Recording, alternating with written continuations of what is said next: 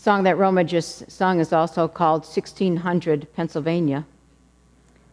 And it was sung at Jimmy Carter's inauguration. A real call for all of us to take care of that house and our country that we love. This fall, I've extended a bold invitation for you to participate in a spiritual revolution, a revolution that is already happening. You know, people in the Christian religious world are frantically documenting the decline of the mainline church.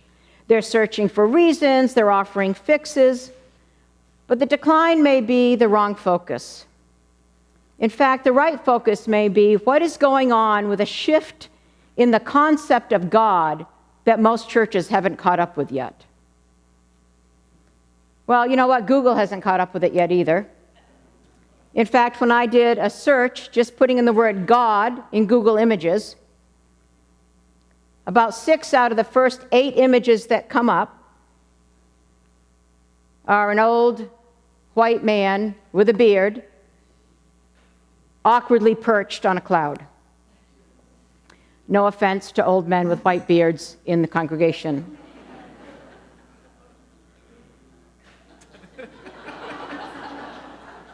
I heard that, Verl. In the survey that we did recently, 2/3 of you said that your view of God had changed over time. And in listening to you and to your stories over the last 11 years, I've heard you talk about God in 100 different ways. Some of you might remember that I have spoken of Reverend Greta Vosper of the United Church of Canada in the past. She came out as an atheist. Now, her congregation embraced her. Do some of you remember this? Her congregation embraced her, but the denomination is bringing her up on charges and may defrock her.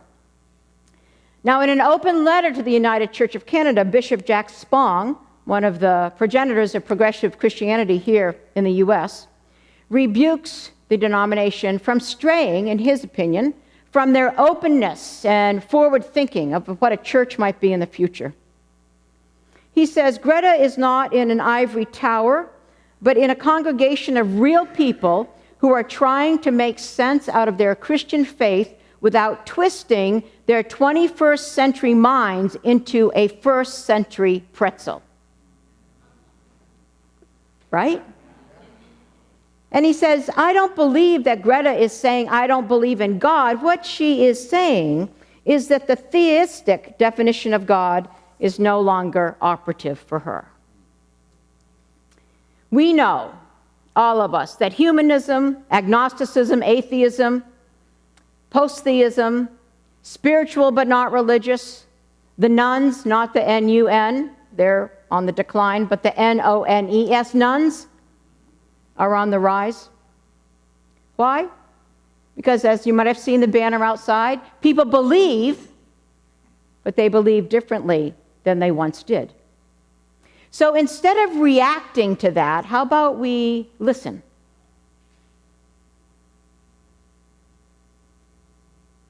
The questions of God are the questions that the church ought to be asking in relevant, fresh, and daring ways.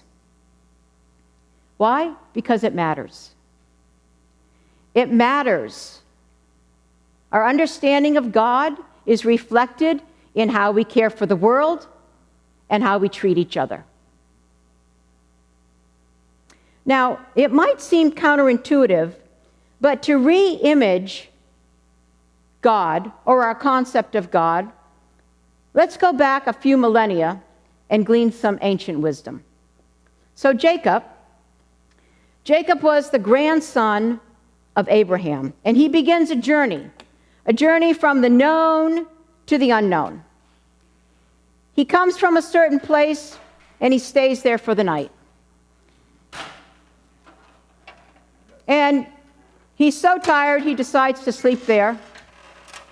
And so he puts a stone out for a pillow. the only part of the story that doesn't make any sense to me.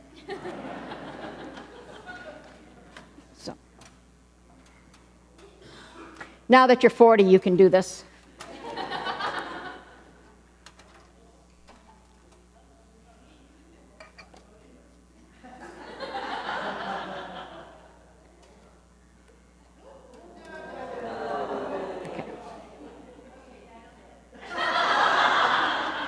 I hope that's not a dare, is it?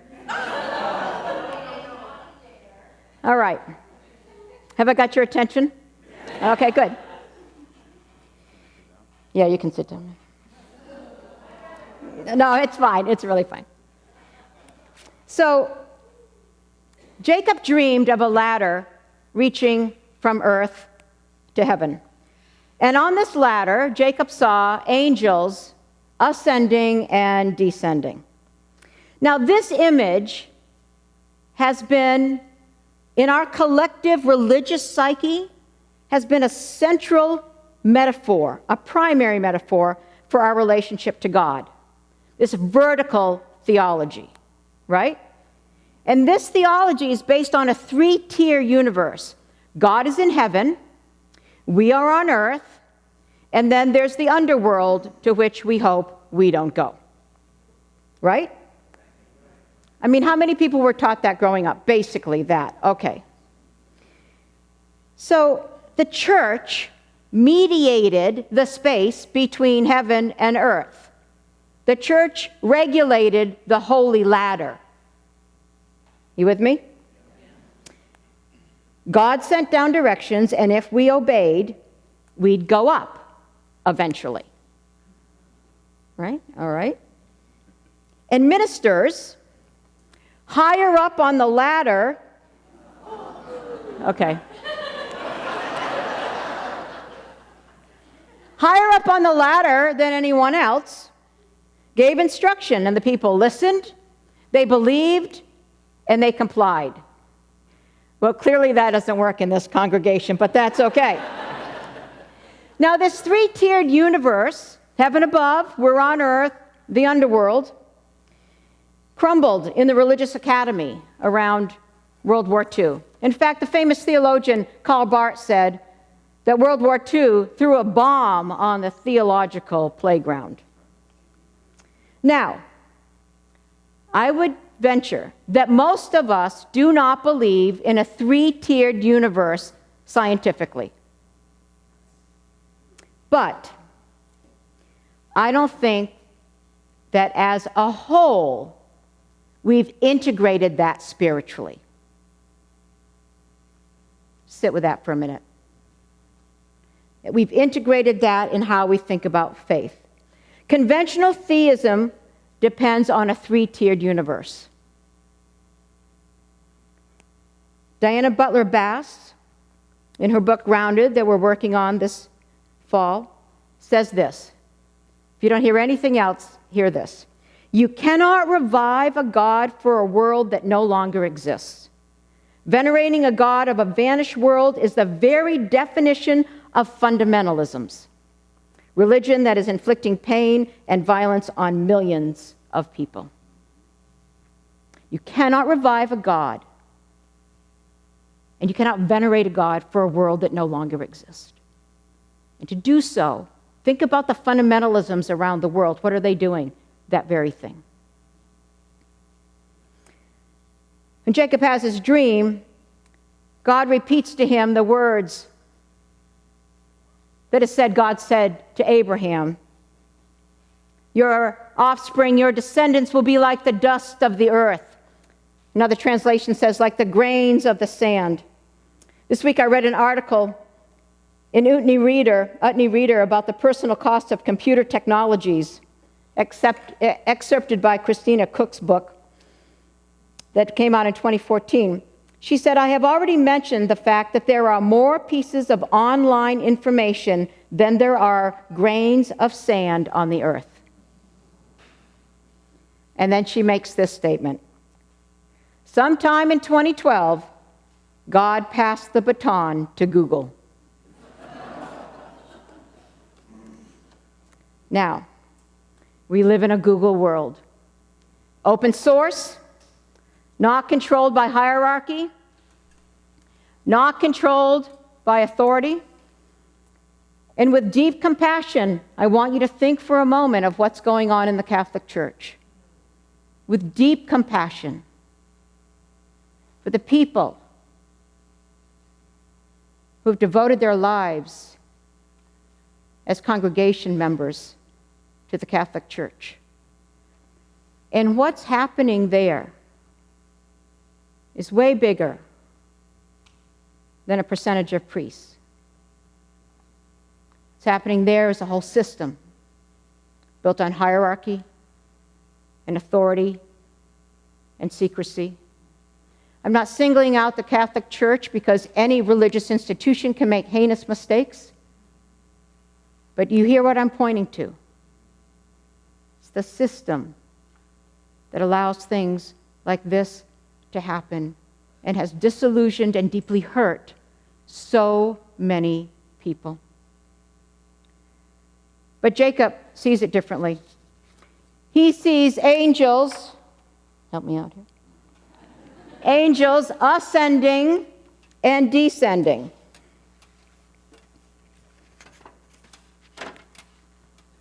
Okay, that feels a little better. All right. Angels ascending and descending. So if they were ascending first, they already had to be here. Right? He didn't say they were descending and ascending. He said they were ascending and descending. And then he said the Lord stood beside him, not above him. And what did he say? He said, surely God is in this place. This place. Maybe the stone where he laid his head. This place. Where he never thought he would experience God. This place, the ground of all being. This place, divine nearness. This is where I would like to suggest that we travel on our journey in a spiritual revolution. Surely God is in this place, this place, this place. Put away the ladder. Thank you.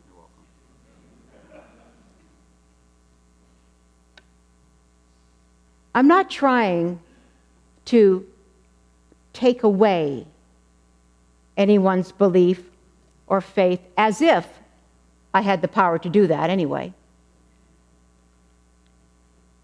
What I am trying to do, please hear this, my aspiration is to enhance your ideas of God or to affirm what you already know to be the truth in your own experience. There's a presence closer than we ever imagine. And you and I both know that many of us in this room no longer subscribe to the latter vertical theology. And what I'm suggesting is that we catch up to that in the ways that we talk about God, in how we view one another, in the ways that we are willing to engage our own faith and those of others' faiths. We've gone perhaps from the omnis, God is omnipresent, omnipotent, omniscient, to God being inter, the spiritual thread between us, intra, that presence within us, and infra, that presence that holds us. I want us to go beyond that God is simply in the world. I want us to begin to imagine that the world is in God. All is alive with the presence and animated by the Spirit of God, and that will change profoundly how we care for the earth. When I ask you, where do you experience God's presence the most? Where do you feel uplifted? Where do you feel connected? Where do you go when you need to ground? 90% of you tell me, I go for a walk. I go in nature. I go to the beach. I go to the mountains. Is that true or not? The world is in God. Instead of saying, who is God and what must I do to be saved? We say, where can I discover divine sacred presence? And how does God's presence enliven my actions in the world? Friends, CCSM is a big tent. If for you, God is above, that's great. Does it animate your life? That's the main question. Does that presence feel close and intimate and real on a daily basis? Those are the real questions. In that same survey, 20% of you said your theology is different than CCSM's. That's what makes it rich. That's what makes it beautiful. Surely God is in this place.